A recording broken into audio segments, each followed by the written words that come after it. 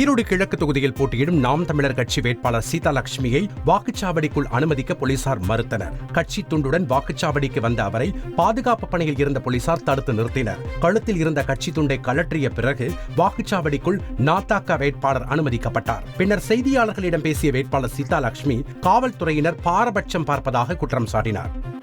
ஈரோடு கிழக்கு தொகுதி இடைத்தேர்தலுக்கான வாக்குப்பதிவு விறுவிறுப்பாக நடைபெற்று வருகிறது. அந்த தொகுதியைச் சேர்ந்த வாக்காளர்கள் வரிசையில் காத்திருந்து ஜனநாயக கடமை ஆற்றி வருகின்றனர். 53 மையங்களில் 237 வாக்குச்சாவடிகளில் இடைத்தேர்தலுக்கான வாக்குப்பதிவு நடைபெறுகிறது. பதற்றமானவை என அறியப்பட்ட 9 வாக்குச்சாவடிகளில் போலீஸ் பாதுகாப்பு பலப்படுத்தப்பட்டுள்ளது. 3000த்திற்கும் மேற்பட்ட போலீசார், துணை ராணுவ படையினர் பாதுகாப்பு பணியில் ஈடுபட்டுள்ளனர்.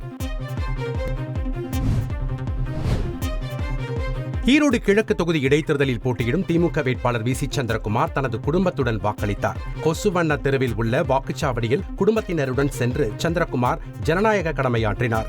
மறைந்த முன்னாள் எம்எல்ஏ EVKS இளங்கோவனின் மனைவி, அவரது மகன் சஞ்சய் சம்பத் ஆகிய இருவரும் கச்சேரி வீதியில் உள்ள வாக்குச்சாவடியில் தங்களது வாக்கை பதிவு செய்தனர்.